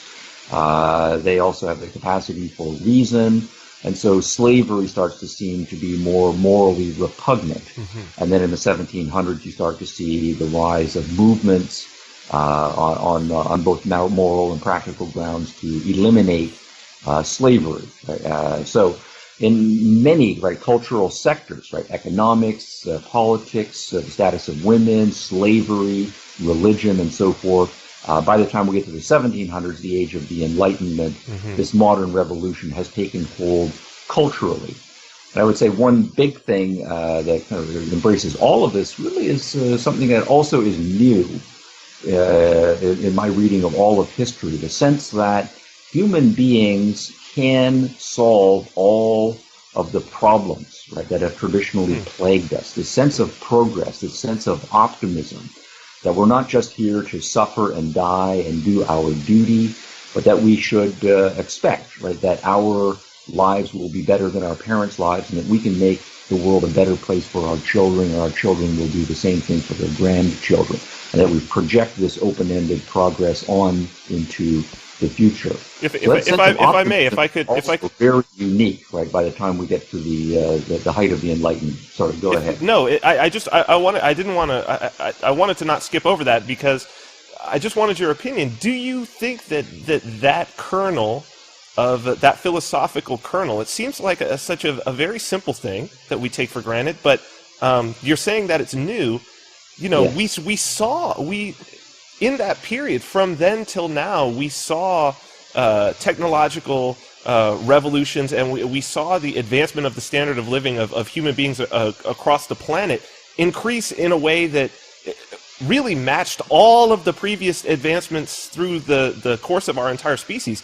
Do you think that single concept is perhaps the core reason why we even thought it would be possible, and then that was the extension of why we've seen such progress since then?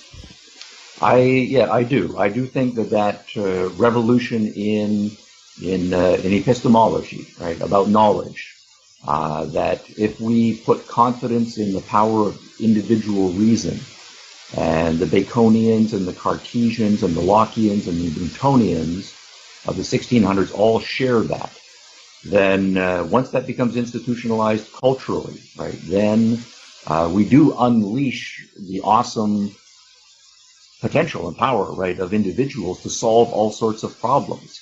And of course, it's going to be a messy, sometimes 2 steps forward, 1 step backwards, process. But we do apply the power of human reason to social problems, to engineering problems, and so forth, and we make progress across the generations. Now, a lot of this still was a promissory note at the height of the Enlightenment. So the idea that we can have democratic, republican political systems and reintroduce those in the modern world, and get rid of the feudal monarchies, get rid of the tribal dictatorships, and so on. Those had not been put to the test significantly by the 1700s. So there is an empirical follow-up question that has to be asked here, that we can, in fact, get along with each other despite our religious differences.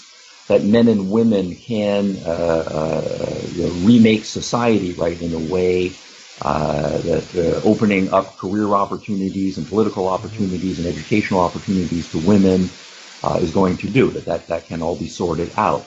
That people of different races and ethnicities, right, can get along with each other, that we can respect each other, right, and so on. So by the end of the 1700s, the Enlightenment is very optimistic about this, but it's not going to be until the 1900s and the 20th century and so forth that we have significant data, right, about how all of these experiments have in fact worked out.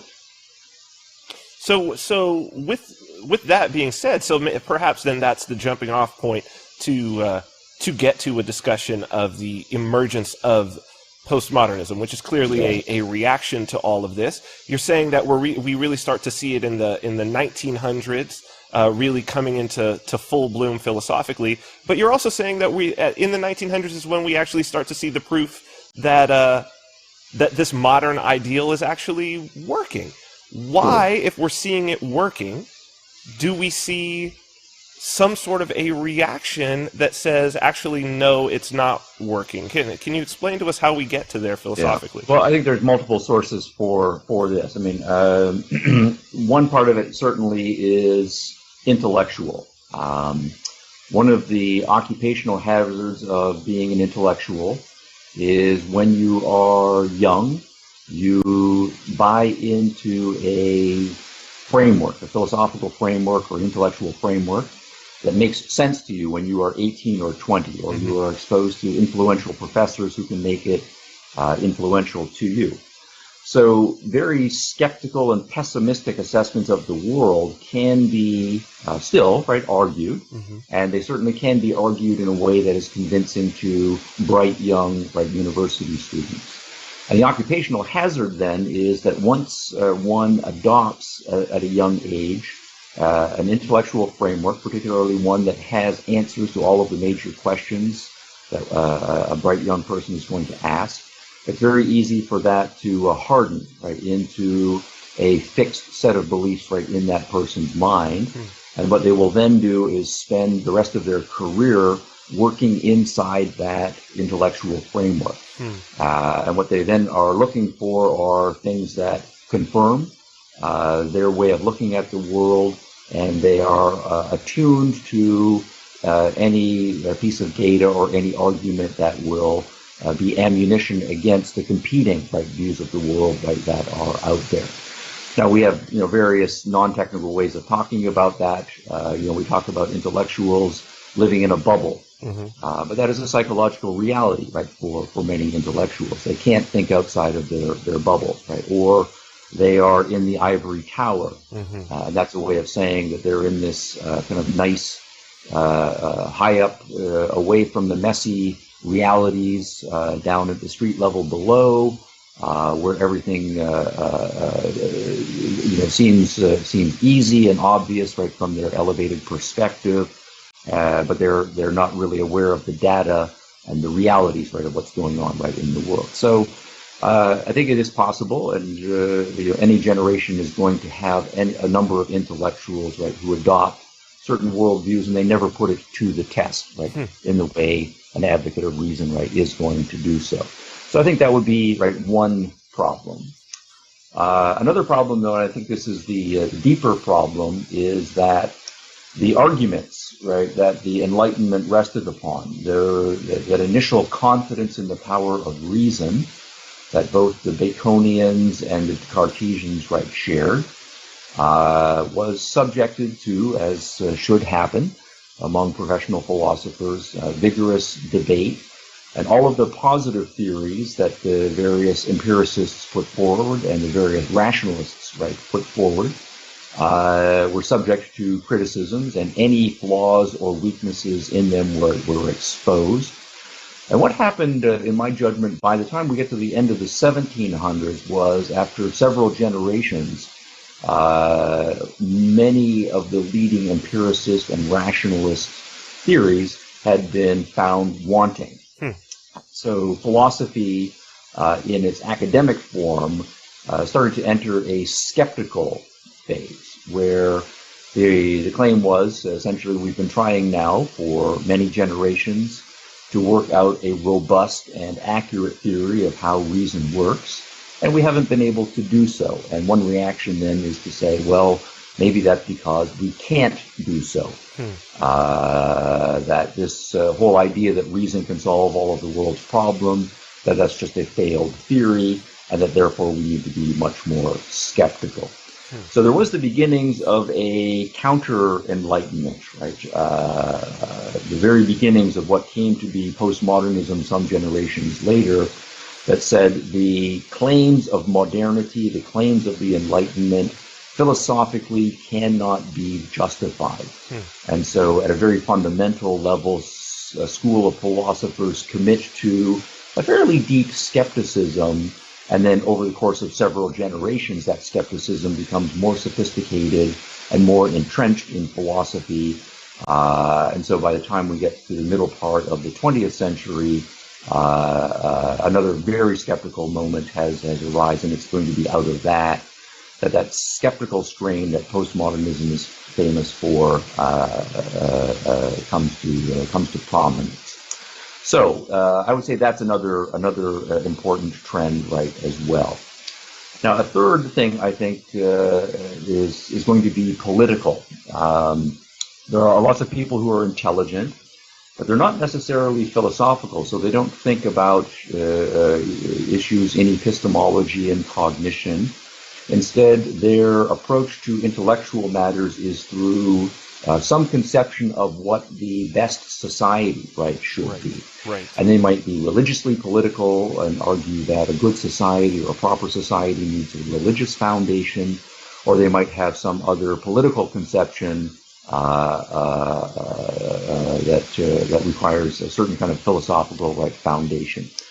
So one of the things that's important also about the modern world, though, is that the politics and economics that won out was broadly liberal and market-oriented. Right. So, it's not accidental that at the height of the Enlightenment, we have a large number of liberal, democratic, republican, right, political revolutions. Obviously, the American Revolution is the most famous, right, of that. But England had its earlier glorious revolution when they transitioned, with some back and forth from being a fairly robust monarchical system to being a system in which parliament is ascendant, and that's a kind of democratic institution, and the parliament shares power around, and so it's somewhat republican as well. And then again, another mixed case, but the French Revolution, right, in the name of kind of a modern republicanism, in a much more brutal fashion, right, eliminating its traditional monarchic form of system. So some sort of liberal democratic republicanism is the wave of the modern world. At the same time, on the economic side of the equation, we have the breakdown of feudalism. Eventually, we have a significant breakdown of mercantilism and a rise of much more liberal, capitalistic, free market, right, oriented economic systems. So, Adam Smith famously published The Wealth of Nations, right, in 1776, same year as the American Revolution. And so, out of that, we have a very individualistic, right, economic system, right, in which basically we say, anybody can go into any line of work they want, right? You're not bound by your class. You can make whatever you want, make your own choices about what you're going to produce. You can trade with whomever you want. You can buy whatever you want. You're expected to be self-responsible and negotiate whatever prices you want. So we're going to have supply and demand prices, right, rather than fixed mercantilist or government authority prices. So what we then have is the dominant modern, right, thrust of politics, right, is toward some sort of liberal, market-friendly, democratic, right, individualistic republican political system. But then you have to ask, what about those people who are not at all enamored, right, of any of those isms that we just ran through? Either they are arguing that we need to have, if we're going to have a good system, we need to have a religiously based system, right? That if we're going to have good laws, then good laws have to be based on good morality. But if you are a modern scientific person, well, there's no room for morality in science, right? Or if you leave things up to the individuals, then that sounds like individuals can just believe whatever they want, right, when it comes to morality. that instead we need to have some sort of fundamental religious constraints, right, on people, and that can only come from religion. So the modern world looks somewhat dangerous, right, to people who are of a more traditional religious mind cast, right? They don't like the pro-reason thrust of it, because what happens, it seems, is when you become rational, the traditional faith in belief in God, the belief in mystical insights and revelations to people who were perhaps semi-literate 2,500 years ago don't sound very compelling. The philosophers and the theologians are saying, all these arguments for the existence of God really aren't that strong, and the arguments against the existence of God are pretty powerful themselves. So you start to see increasing secularism and naturalism, right, among people. Well, that's going to undermine religion, and if you undermine religion, then that has, from this perspective, very dangerous social and political consequences. So we should expect a sophisticated pro-religion reaction to modernism and the claims of the Enlightenment. And we do start to see that in the late 1700s and on into the 1800s, and there's a resurgence of that also in the 20th century. But we can also come at it from another part of the political spectrum. If we think of people who are more traditionally communal or collectivistic in their political orientation, from their perspective, the individualism of the modern world is also going to look very dangerous. It's going to undermine communal ties.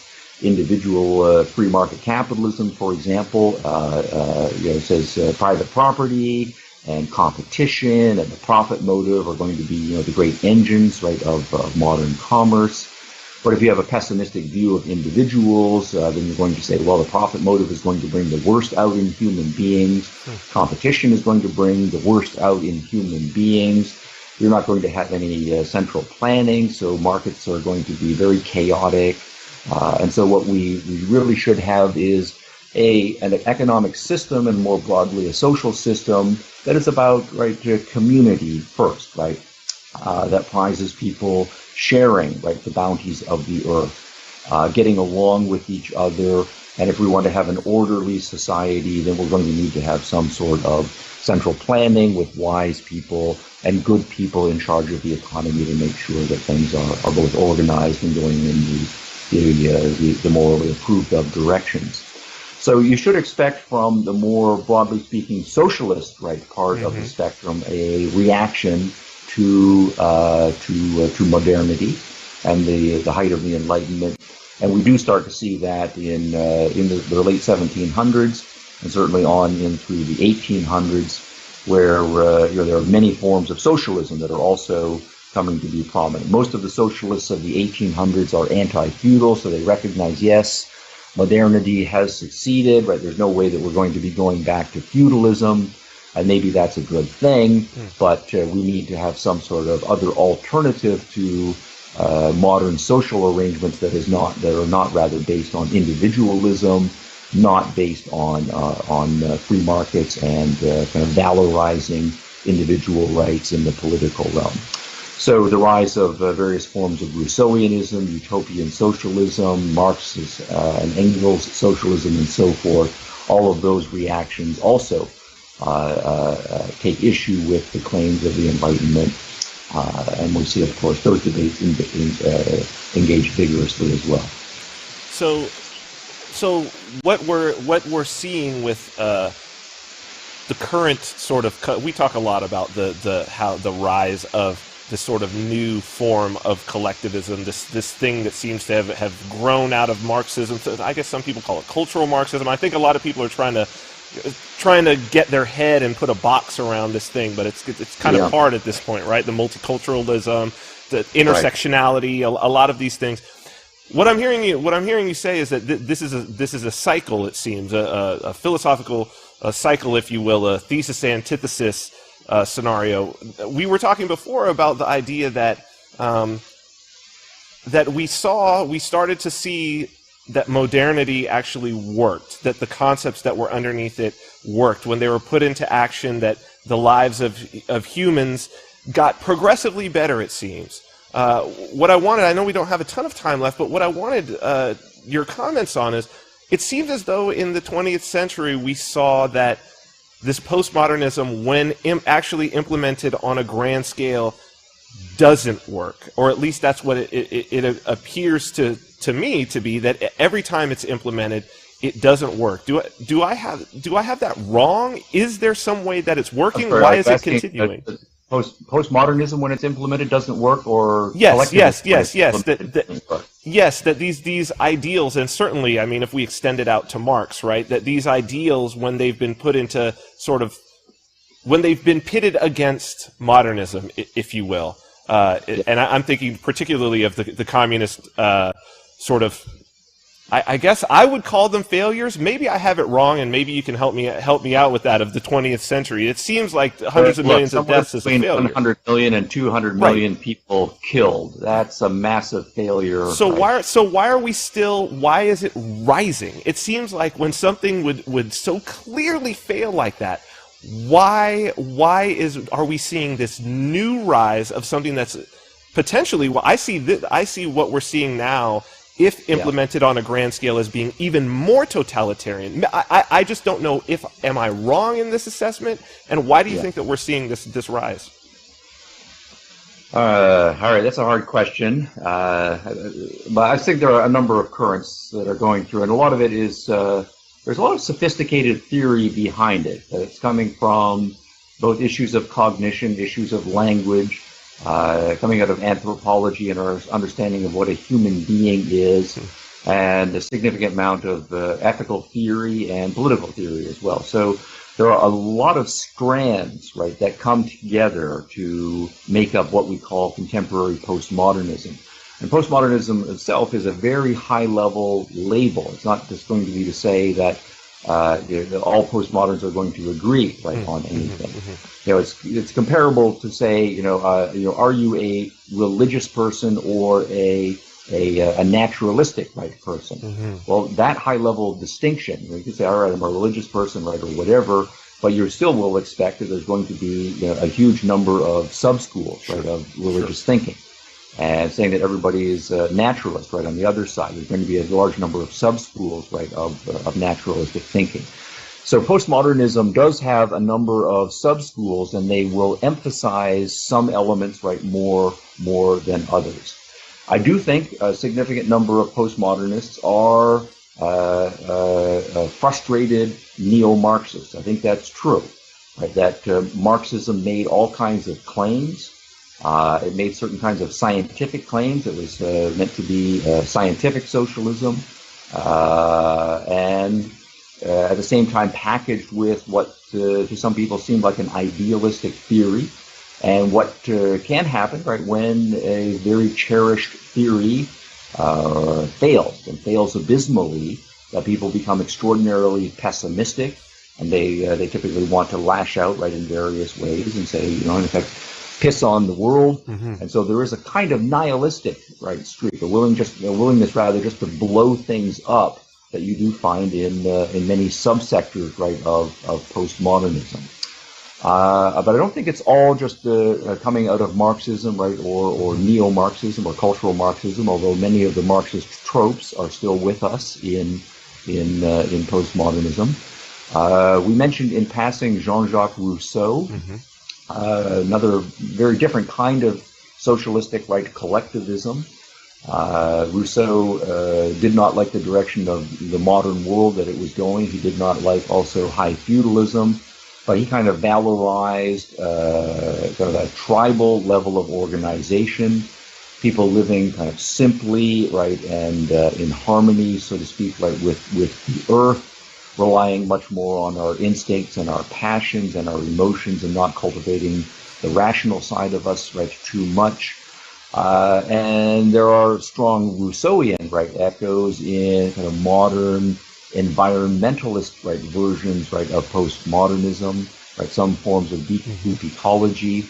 And from that perspective, kind of science and technology and individuality are the enemies, right? We are poisoning the world, we're poisoning ourselves by imbibing all of these artificial products and living in cities instead of back to nature. So one way of connecting postmodernism to its intellectual roots is to de-emphasize the Marx and to emphasize the Rousseau right, a lot more. So there's a kind of a resurgent Rousseauianism that also came into existence in the 60s and has been a persistent part of our culture as well. And at the same time, if you look at people who are doing high theory in the 1950s, 60s, and 70s, this would be now the generation where our now most senior professors among the intellectuals were getting their graduate schools and then themselves becoming young professors. Philosophy was at a very skeptical moment in those times, and so we would expect then that a whole generation of philosophically informed intellectuals would drink deeply, so to speak, from the well of skepticism and various forms of relativism, and then carry that into anthropology, carry that into sociology, into literary criticism, and their understandings of the law, political science, and so on, historiography. So we should expect that we're, at a minimum, at the tail end of still intellectuals who are committed to a very skeptical way of looking at the world, that there are no kind of positive narratives that can be constructed as a matter of principle. So multiple strands feeding into what I think you're rightly describing as a broad coalition of movements that, if they succeed in becoming culturally transformative, they take over the universities, they reshape how those things go, can be very destructive further down the road. Wow, fascinating stuff. I could honestly, I could interrogate you for all day. We'll have to schedule another conversation. Oh man, I would absolutely love it. I think that I'm sure everybody listening is like, okay, I gotta have more. You can definitely go to stephenhicks.org. I would suggest the order that I did it, and it worked for me, was explaining postmodernism and then Nietzsche and the Nazis. But that book, I think, especially now that the word Nazi is being thrown around, for people to really understand, it's powerful. Yeah. So the resurgence of the kind of far right thinking, the alt-right, neo-fascism, various forms of collectivized ethnic identities, and not in tune with some of the sensibilities of the traditional left. Yeah, we should have a conversation about that too. Yeah, I would love to. Let's do it. Let's schedule another one. But thank you for being on. This has been eye-opening. I know that there's going to be a ton of people out there who are hungry to consume the work that you've done. And I would tell people, please, these are some works that you will walk away feeling much more intelligent. So, Dr. Stephen Hicks, thank you so much for being on, and we'll have you on again. All right, my pleasure, Vin. Thanks again. Thank you. Bye for now. Isn't it weird how that works, dude? That it all just flows, right? It all just it seems like every show too. It's crazy. It's a magical thing. But I think to see history repeating itself, to see that here comes a new look. We've been saying this is the new organizational structure. What I'm finding is interesting with me that's happening now, and it's been over the past maybe week, that while I had been in the past several years moving away from politics, definitely because I was like, no, let's build the alternative. Now I'm seeing it's not even that we need to build the alternative. It's that this new thing is here and it's coming and it's growing. Yep. So I see more of what our role is now is to help people understand and be able to cope with this change that's coming, and to profit mentally, spiritually, financially, physically from this new way. And it's just well, we were talking about it earlier. I'm seeing the culture, that old culture is crumbling, man. Oh yeah. This sexual harassment shit and all this stuff. And I just look at it and I'm like, that is the old culture, man. The crypto savage culture, this new culture is so exciting. Yeah, it's really cool. They're feasting on the corpse of what already has been, and we're watching like this new birth, you know? It's amazing. Right. It's interesting too. This week I had a really good realization, and I've been diving into marketing and branding and stuff like that, advertising. And I was like, I was trying to figure out why I was doing it, why I was so fascinated by this. And I found out why recently. What's going on? The last couple of days. So I found out that what fascinated me about marketing and branding is putting something together for somebody and watching them open up to it. You know what I mean? So I was working on some stuff with my girlfriend. I was working on a couple other things. And when I saw her light up because of what was possible through that. So I think looking at this crypto savagery that's going on right now and tapping into that frequency as well, that energy, and understanding that when you actually show somebody what's possible through that is like, for me, that was like, okay, I didn't get involved with this because of the money, because of the speculation, because of what's possible for growing my own personal brand. What I got involved with this for is to show people what's possible when they can do it too. Dude, and I think that that's the next step. And I'm very, very excited because for the first time in a long time, I really do see that it's like, I say a long time. I say for a first time in at least six months, I see that like this thing's about to take off in terms of mind share, and I'm excited. I'm excited to show people more. Yeah. We're gonna do that, and we're gonna keep doing that. Unfortunately, we can't do it anymore today because the show is done. So thank you for today, dude. Thank you for all the help, and thank you for joining us. We still have so much that I want to talk about, and I guess we'll get to that next week. So I want to thank Dr. Hicks, my guest. And I'm going to have to go back and watch that interview myself, or at the very least listen to it. And if you want to listen to this episode again, or any episode, you can do that on iTunes and Stitcher. You can watch full episodes at vinarmani.com. Want to thank our content partners, Activist Post, as always, for a great job. Great job. I don't thank them enough for all the work that they do, making sure that our news is solid every week. So with that, we will be back next week, 10 a.m. Pacific time on Monday. And until then, stay free.